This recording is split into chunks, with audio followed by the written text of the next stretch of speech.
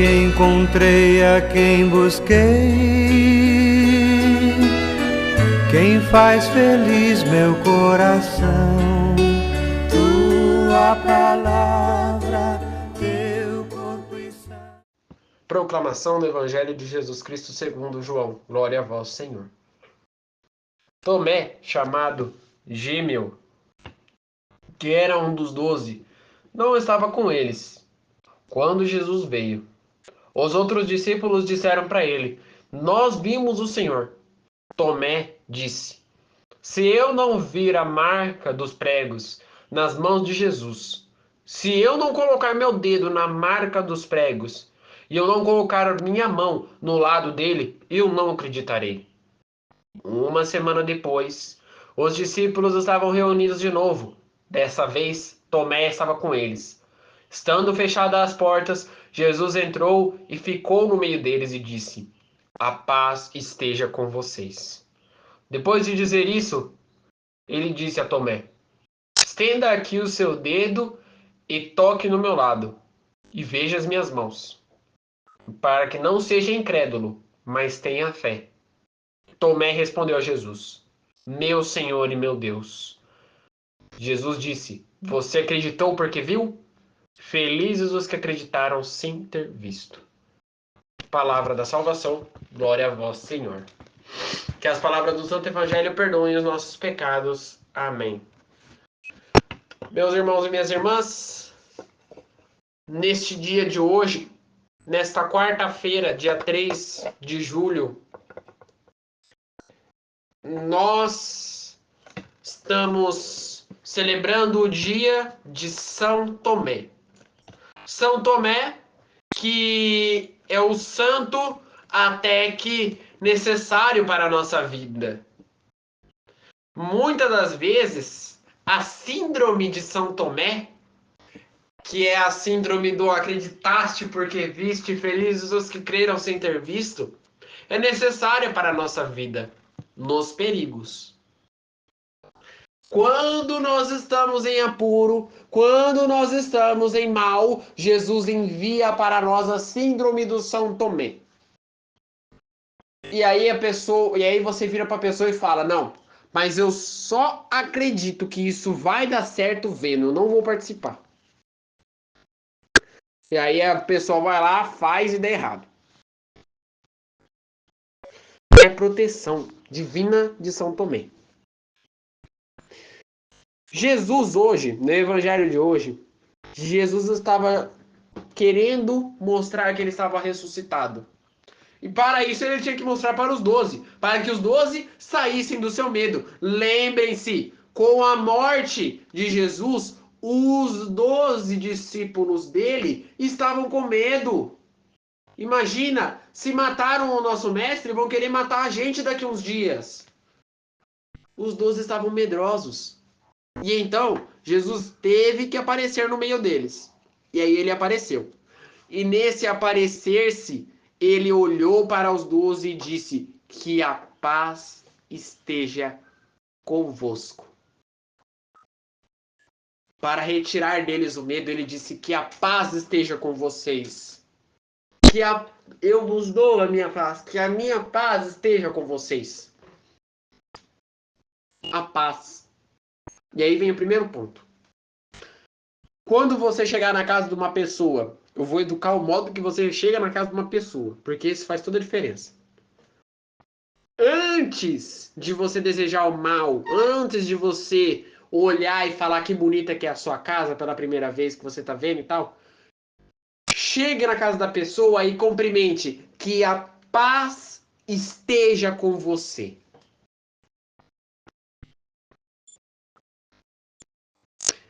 Eu sei que muitos não têm esse hábito.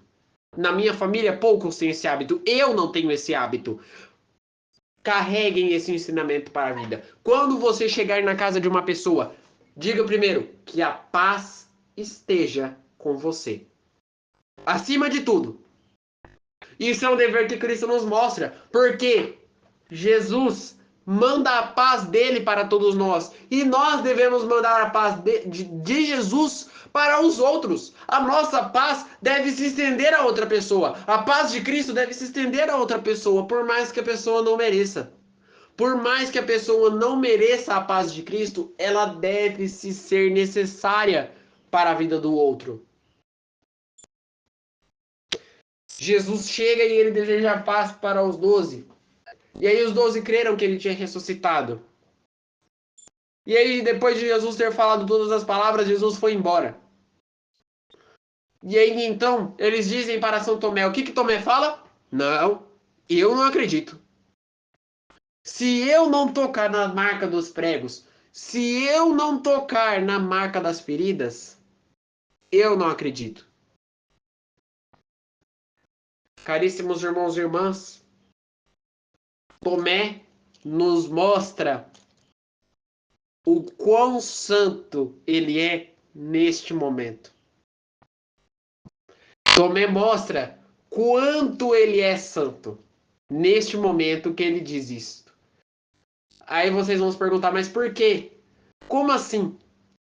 Ele não acreditou exatamente por isso. Porque ele mostra a nossa humanidade. Acima de tudo, ele mostra a nossa humanidade. Nós, a nossa carne, o nosso humano, acredita naquilo que é real. Nós não acreditamos naquilo que é fantástico, naquilo que é fantasia. Nós acreditamos naquilo que é real. Você não acredita que vai vir um super-homem de capa voando no meio da Terra? Porque isso não existe. Agora, você acredita que existe a cura, que existe a vacina para a dengue? Você acredita que existe os médicos que tratam da Covid, que curam?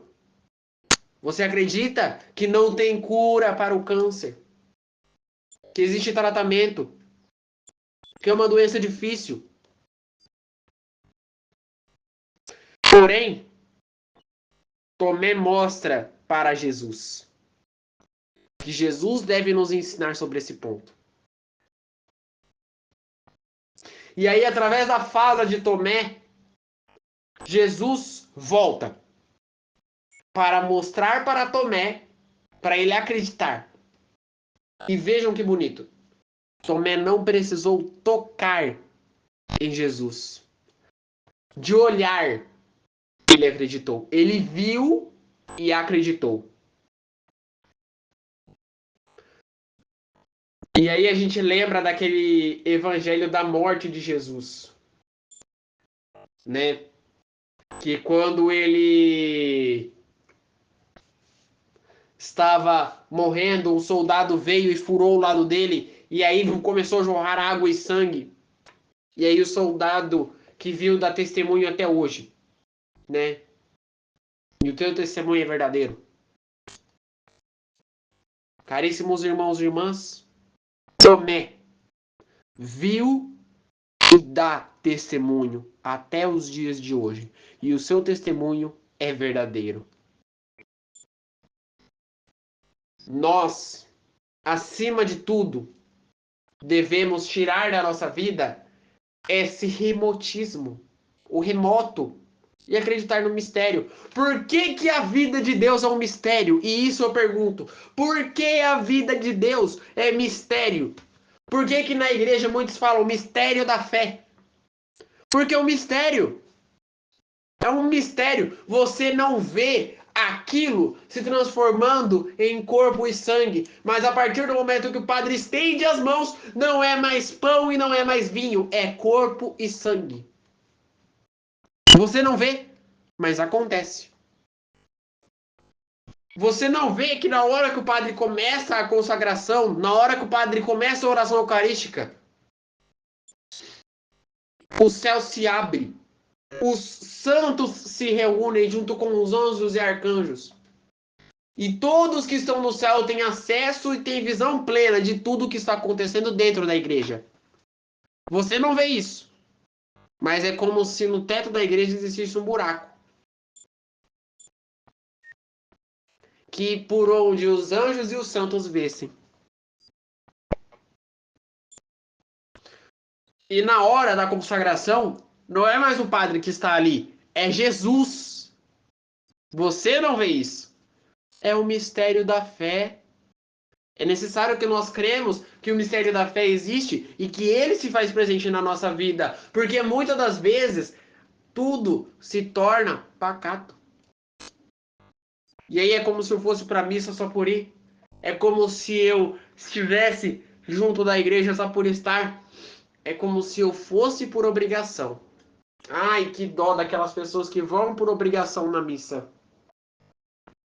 Quanta dor que me vem ao coração daquelas pessoas que vão porque são obrigadas a ir na missa. Jamais obrigue uma pessoa que tem 16 anos de idade a ir na missa. Deixe que ela decida. Qual que é a idade? Qual que é a idade mínima para você forçar uma pessoa a ir na missa? Uma criança a ir na missa? Até os 14 anos de idade. Grave bem isso. Até os 14 anos de idade você pode levar uma pessoa na missa. E isso não sou eu que estou falando. São padres, são celebrantes, são seminaristas, pessoas que entendem, que têm a experiência dentro da vida de Cristo e dizem, por quê? Até os 14 anos ainda é uma criança. Porém, com a pré-adolescência e com a adolescência, a pessoa já tem uma consciência, a criança já tem uma consciência, ela já sabe, ó, eu preciso ir na missa, ou ó, eu não preciso ir na missa. Leve a criança na missa até os 14 anos. Deu 14 anos? Deixa. Fala, agora se você quiser ir é por sua conta. Por conta sua. Claro que empurrar um pouco às vezes é bom. Você chegar, ó, vamos pra missa e tal, convida.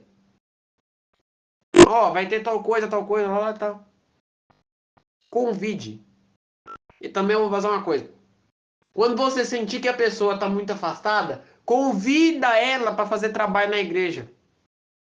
Convida ela para participar, por exemplo, de um EJC, de um grupo de jovens. Chama ela para esses trabalhos poucos, para depois ela se aproximando da missa. É uma forma muito poderosa de você conseguir retrazer uma pessoa para a igreja. Nós precisamos disso. Nós precisamos forçar que, por mais que não esteja havendo, nós precisamos forçar que a pessoa acredite nos mistérios da fé. Aquele sangue, aquele corpo, antes era pão e antes era vinho. E depois da transformação ninguém viu, mas é o corpo e o sangue de Jesus. Por isso rezemos juntos. Pai nosso, que estais nos céus, santificado seja o vosso nome. Venha a nós o vosso reino. Seja feita a vossa vontade, assim na terra como no céu. O pão nosso de cada dia nos dai hoje. Perdoai as nossas ofensas, assim como nós perdoamos a quem nos tem ofendido. E não nos deixeis cair em tentação, mas livrai-nos do mal. Amém. Que no dia de hoje fique na paz e na alegria de Deus. Amém.